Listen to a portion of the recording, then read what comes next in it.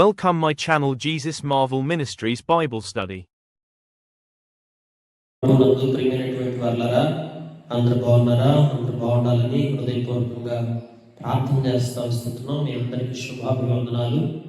ఈ దిన భాగముగా ఇర్మియా గ్రంథం 19వ అధ్యాయంలో మనం ఆ యొక్క అధ్యాయాలంతటిని కూడా మనం పరిశీలనగా గమనించినట్లయితే దేవుని వాక్యం ఏం చెప్తుందంటే, ఆలకించుడి, దాని సమాధానం వారందరికీ చెవులు గింగురుమన్నంత కీడును నేను ఈ స్థలం మీదకి రప్పించుకోవచ్చున్నాను.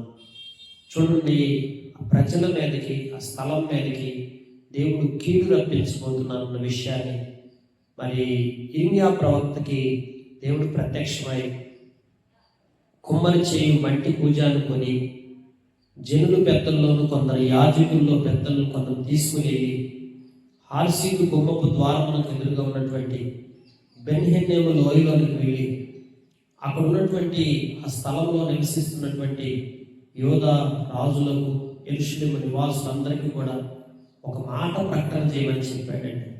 ఆ ప్రకటన ఏంటంటే, మీ మీదకి చెవులు గింగురుమనేంత కీడు నేను మీ మీదకి రప్పించుకోవచ్చున్నాను.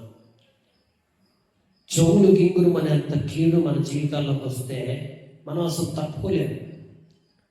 నిజంగా కీడులో కూడా అత్యధికమైన కీడు ఇది.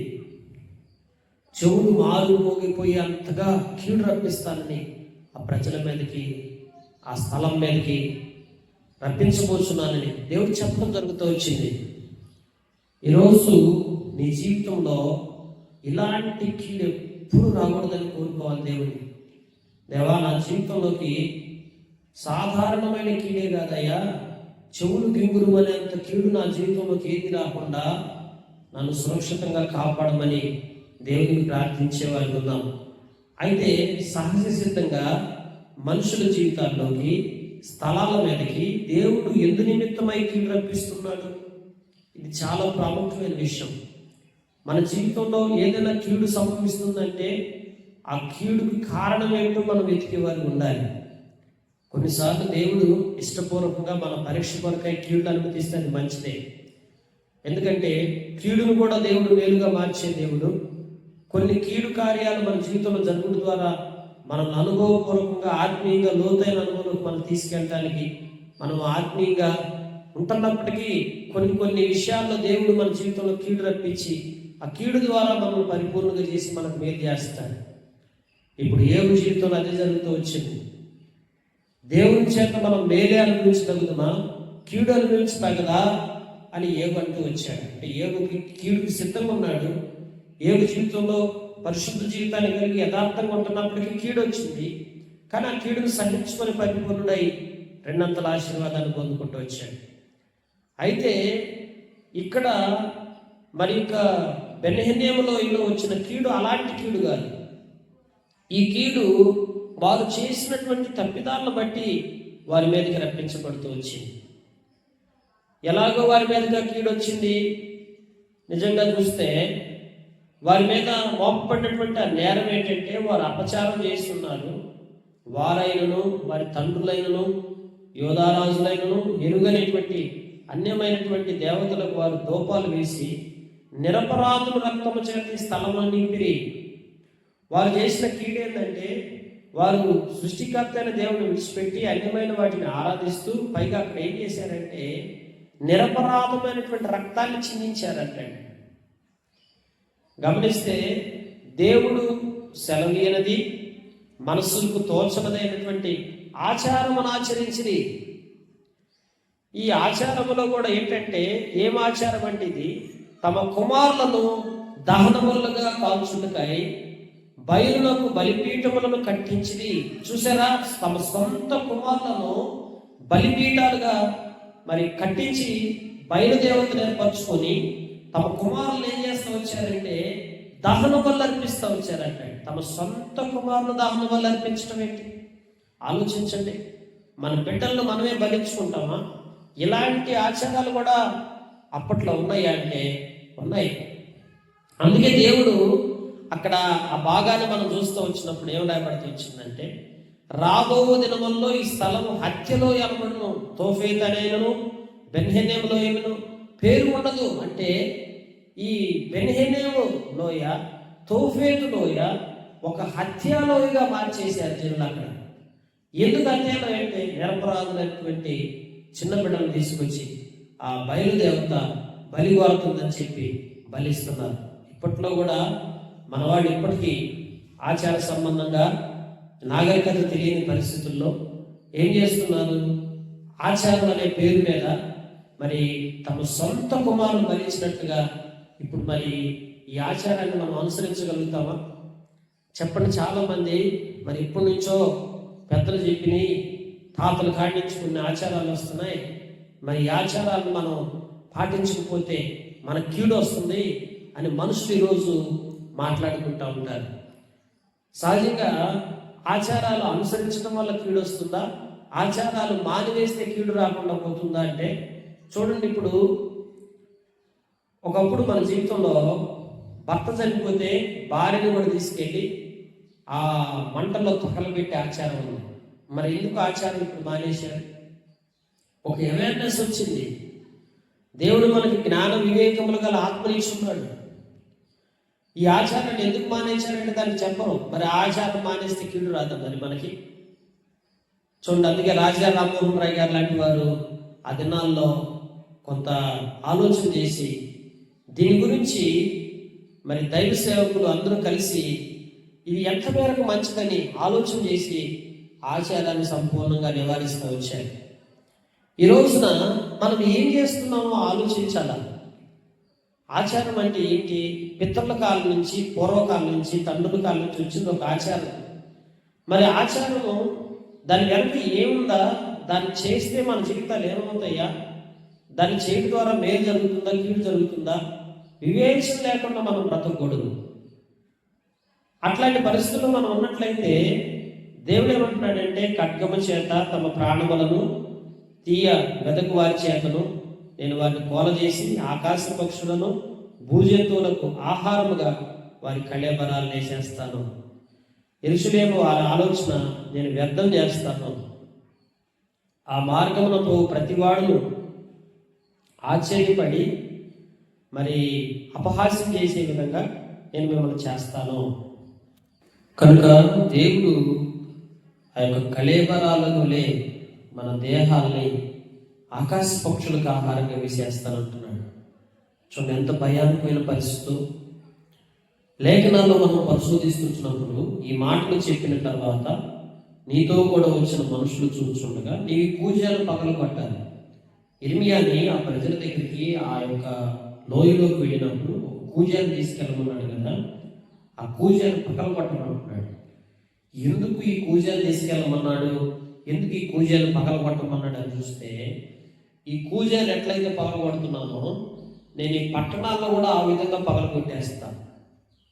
తోపేతులు పాతిపెట్టకు స్థలము లేనంతగా అక్కడనే వారిని పాతిపెట్టే విధంగా వారి మీదకి కీడు రప్పిస్తానని దేవుడు చెప్తున్నాడు.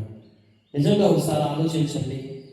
కొన్నిసార్లు అంత పెద్ద ఆచారాలు మనం మానేశాం. ఒకప్పుడు అది సమాజానికి కీడు, దానివల్ల నష్టం వాటిల్లుతుంది అని తెలుసుకొని భర్త చనిపోతే భార్యను తీసుకెళ్ళి మంటల్లో వేయటం, అలాగే చిన్న బిడ్డలను తీసుకెళ్ళి నిరపరాధంగా ఉన్నటువంటి వారిని తీసుకెళ్ళి బలర్పించడం, అట్లాంటి వాటిని ఈరోజు ఆచారాల్ని కొంత అవేర్నెస్ వచ్చి జ్ఞాన వివేకములు కలిగినటువంటి వారిపై ఇప్పుడు వాటిని మానేశాం.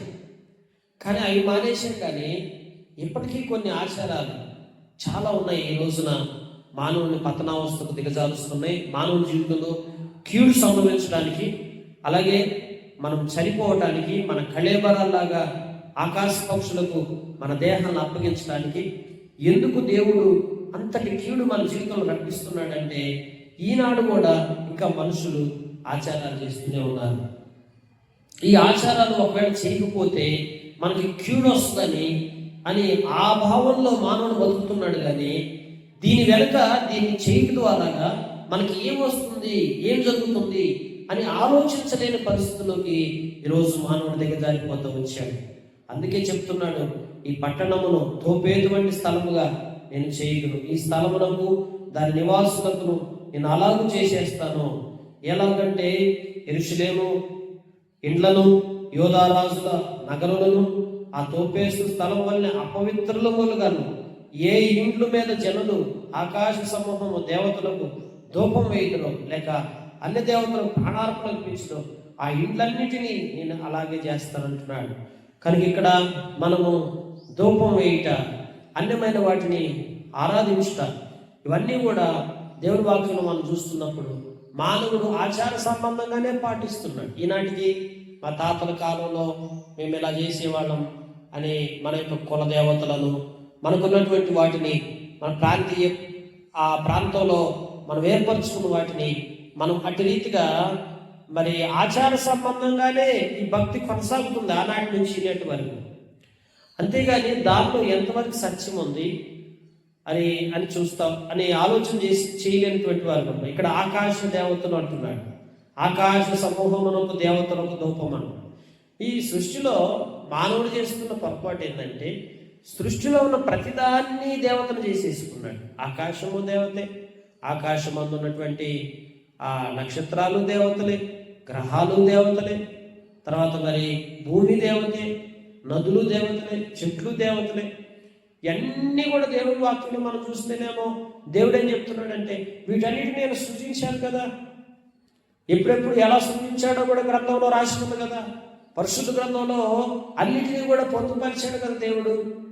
కనుక అన్నిటినీ కూడా పొందుపరిచి సృష్టి యావత్తు నేను కలగజేశానని చెప్తుంటే మానవుడు ఏం చేశాడంటే ఆ సృష్టిలో ఉన్న ప్రతిదాన్ని కూడా దేవతలు చేసేసుకుని ఆరాధించడం మొదలుపెట్టాడు. అంటే చూడండి, సృష్టి మనకు ఒక దైవం. ఈరోజు దేవుడు చెప్తున్నాడు సృష్టి మనకి ఎన్నటికీ దైవం కాదు, సృష్టికర్త అని దేవుడే మనకు దైవం. కనుక సమస్తమును సృజించిన వ్యక్తి దేవుడు అవుతాడు, కానీ సృజించబడినవి మనకి ఎందుకు దేవుడిగా మార్చబడతాయి అంటే మానవుడు చేసిన తప్పిదం ఏంటంటే ఈ ఆచార సంబంధమైనటువంటి అనుభవంలో, ఈ ప్రాసెస్లోనే, ఈ తరుణంలోనే మానవుడు చేసిన తప్పిదం ఏంటంటే ఎక్కడ ఏది కనపడితే అది, ఏది అవకాశం ఉంటే దాన్ని ఒక దేవతగా భావించుకొని ఆరాధించడం మొదలు పెడతా వచ్చాడు. ఈరోజు మనందరి జీవితాల్లో కూడా ఈ ఆచారాల వలన మన బ్రతుకులు పాడైపోయింది. తాతల కాడి నుంచి తెలియని తరంలో అంటే తరతరాల నుంచి ఒక సాంప్రదాయం, ఒక ఆచారం అనేది మనకున్నది కనుక దాన్ని మనం పోగొట్టుకోకూడదు, దాన్ని మనం విడిచిపెట్టడానికి వీల్లేదు అని. అదిగాక దానికంటే నుంచి ఇంకా మన ఆలోచన విధంగా ఎలా పరిపోయిందంటే ఈ దేవుడు పరాయి దేశం దేవుడు, ఇతను ఎక్కడో వేరే చోట నుంచి వచ్చిన దేవుడు అని. అట్లాగా మనకి స్థానికం ముఖ్యం. మనకి ఏదైతే మనం చేస్తున్నారో, మన తల్లులు మన పితలు చేస్తున్నారో అది మనకు ముఖ్యం, కానీ మిగతాది ఏది కూడా మనం వెళ్ళడానికి వీల్లేదు అని. అట్టి రీతిగా ఒకవేళ అలా చేస్తే ఆ కీడు మన కుటుంబాలకు చుట్టుకుంటుంది, మన పిల్లల మీదకి, మన కుటుంబాల మీదకి వస్తుందని మానవుడు తప్పు మార్గాల్లోకి వెళ్తా వచ్చున్నాడు. దానివల్ల ఏదైతే కీడు వస్తుందని అవన్నీ చేస్తున్నాడో ఆ ఆచారాలే మన కీడుకు కారణం అని తెలియకుండా బ్రతుకుతున్నాడు. ఈరోజు మనందరి జీవితాల్లో కూడా ఒకసారి ఆలోచన చేస్తే తోపేతులో నుండి ఇర్మియా వచ్చి ఆవరణలో నిలిచి జనులందరితో ఏం చెప్పాడంటే సైన్యములకు అధిపతి ఇశ్రాయేలు దేవుడు యెహోవా ఈ మాట సెలవిస్తున్నాడు, ఈ జనులు నా మాటలు వినకుండా మొండికి తిరిగి ఉన్నారు కనుక ఈ పట్టణము గురించి నేను చెప్పిన కీడంతయు దాని మీదకి సంబంధించిన పట్టణాలన్నిటి మీదకి రప్పించుతున్నాను మొండితనంతో. కనుక మనం ఏంటంటే ఏదైతే మనం ఆచార సంబంధంగా ఎంచుకున్నామో దానిని మొండిగా చేస్తున్నాము. ఏమన్నా కానీ ఏ కీడన్నా మాకు సంభవించినాయి, మేము ఆకాశ పక్షులకు ఏ మరణానికన్నా అప్పగించినాయి, మేము ఏ విధంగా నశించిపోనాయి, పాపం వలన వచ్చు జీతం మరణం మన ప్రభు అయిన యేసునందు నిత్య జీవం రాయబడుతూ వచ్చింది. కనుక నిత్య జీవాన్ని వదిలిపెట్టేసుకొని ఆ నిత్య నరకాగ్ని గుణంలో పడద్రోయబడే విధంగా ఆ మరణకరమైనటువంటి పరిస్థితులకు మనం అప్పగించుకొని పాపం వలన నశించిపోయేటువంటి వారు ఉంటున్నాం. కనుక దేవుని సెలవిస్తున్న మాట ఏంటంటే నా మాటలు వినకుండా మొండికి తిరిగి ఉన్నారు అంటున్నాడు. ఎందుకు మనం మొండిగా బ్రతకాలి? ఎందుకు మనం పాపంతో బ్రతకాలి? ఎందుకు మనం ఆచారాలను అనుసరించాలి? ఒకసారి ఆలోచించండి. అనవసరమైన కీడు మన జీవితాలు తెచ్చుకునే కంటే దేవుడు మేలు చేయడానికి సిద్ధంగా ఉన్నాడండి. నువ్వు మేలుకి ఆశీర్వాదం కొరకు సృజించబడినావు కనుక దేవుని సన్నిధికి వచ్చి ఆచారాలన్నీ విడిచిపెట్టి ప్రభుత్వం తిరుగు. సృష్టికర్తైన దేవుడు నిన్ను బహుగా ఆశీర్వదించి నీ పట్ల గొప్ప కార్యాలు చేసి అనేకమైన మేళతో దేవుని నింపి అన్ని విధాలు నేను ఆశీర్వదిస్తూ వస్తాడు. దేవుడి మాటలు దీవించి మన గ్రహింపులు తీసుకొచ్చి మనల్ని ఆశీర్వాదకరం చేసి మనల్ని బలపరచుగాక. Praise Lord. God bless you.